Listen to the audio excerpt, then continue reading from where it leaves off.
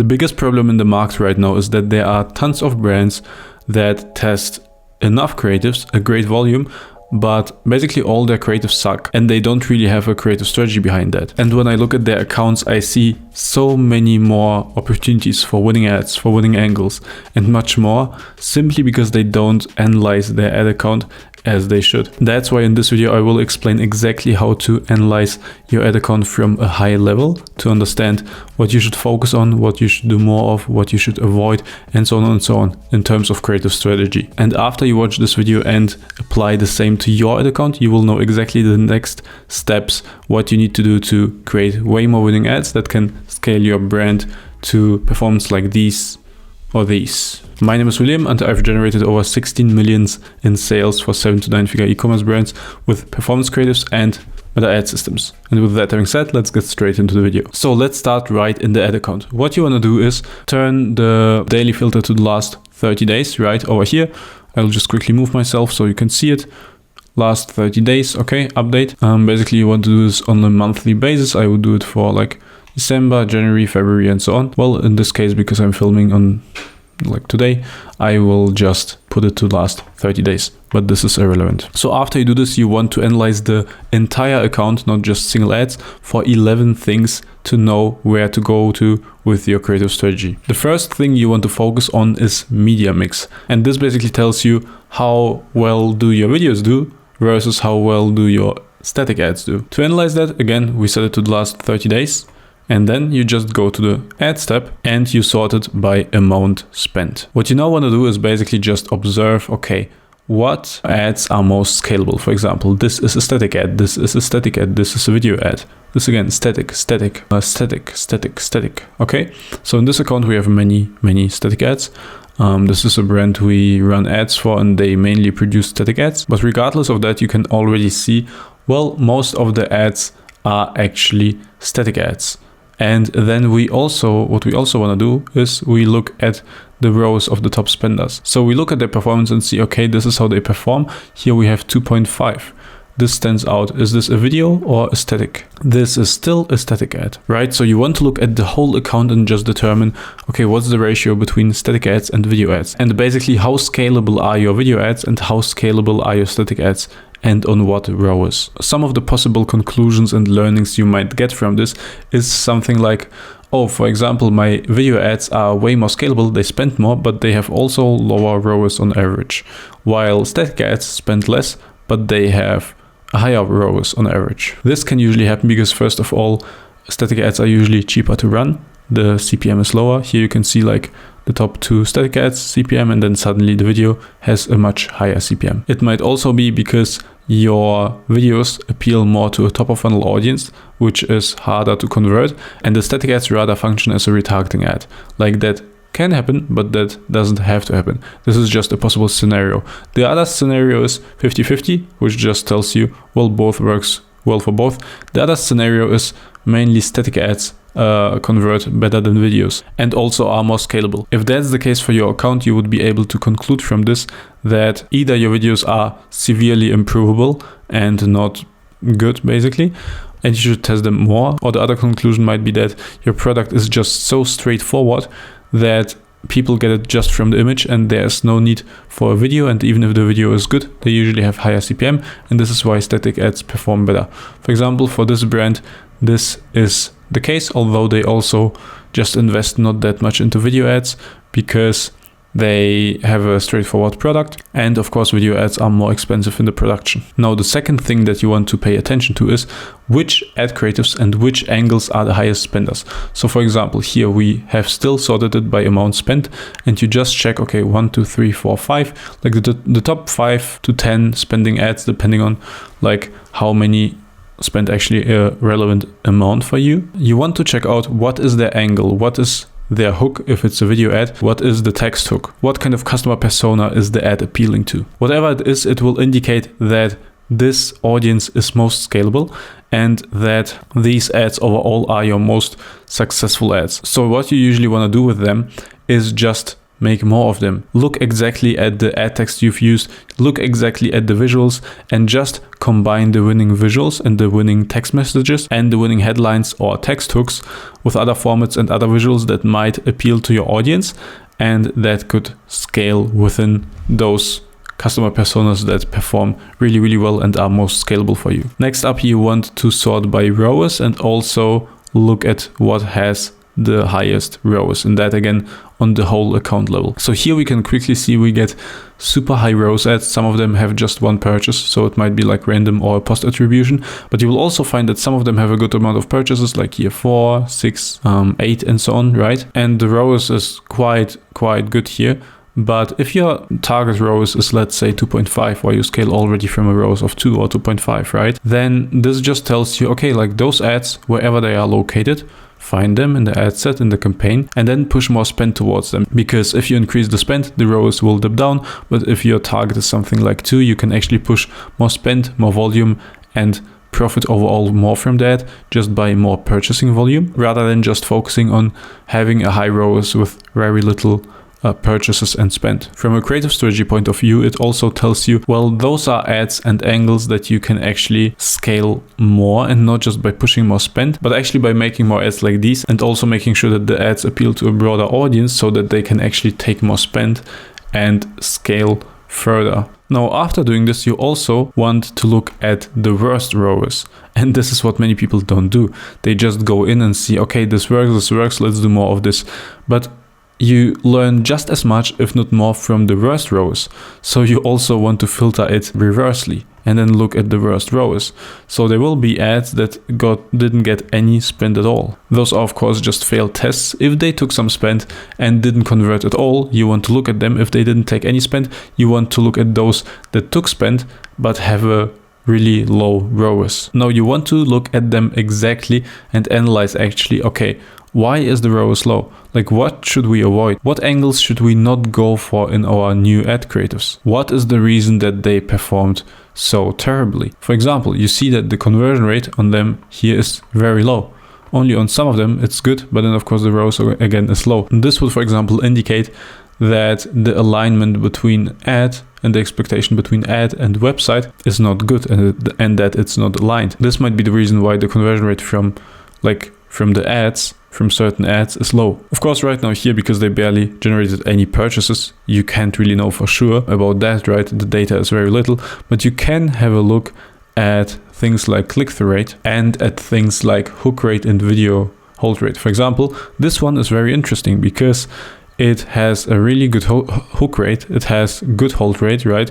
We usually go for 30% hook rate at least and 10% hold rate at least. So it's in KPI. The click-through rate is also really, really good. But then if we scroll here, the purchases just 2. And then the conversion rate is really low. And overall, it's still just a 0.66 ROAS. So you want to find out where's the bottleneck in this funnel, like what is going on here exactly. By the way, if you want a more in-depth guide on how to like analyze specific ads and not like the whole ad account, check out this video where I go over that in more detail. But first, make sure to finish this video to know how to build your high-level creative strategy that you want to go for. So after you do this, you also want to sort it by the lowest cost per purchase. Not the highest as it is right now, but the lowest.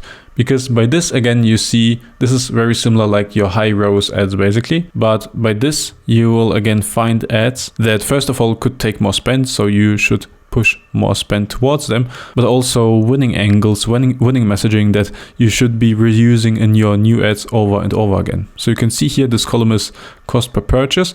And for example, here we have a few ads that like got a really amazing cost per purchase here, even like 4 purchases. But then this video got like what? Only $200 spent. So yeah, in this case, no reason to not spend more on it, because you can see the average performance was like around 1.67 for the last month.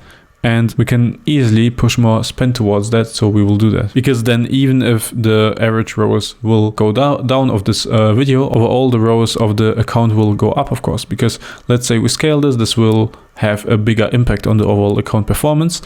Maybe go down to ROAS of 2, but this is still good because this brand basically wants to work around a ROAS of 1.6 to 1.8. So yeah, by just increasing spend on these ads, we can easily get them to a higher ROAS. Now you also want to sort it again by the most expensive cost per purchase. So those are the ads that you either want to cut because they are simply way too expensive and failed tests, or you can see that based on like the high cost per purchase here.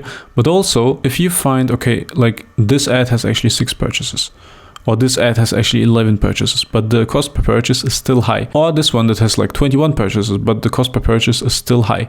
Like those ads are indicating that if you actually lower the spend here, they will perform better. In general, you have always the relationship. If the ROAS is whatever it is, let's say 2, if you increase the spend, it will drop. If you decrease the spend, it will rise. So here we will just decrease the spend, and then this should be actually a good ad that performs at target, which is like around 1.8. Also, you can see the ads that you should not make more of or cut completely, and you should note down those learnings so that you can avoid that in all future ads. Now, another thing that you want to sort by is the hook rate. And this is really, really effective because this will show you the best video hooks that you are using.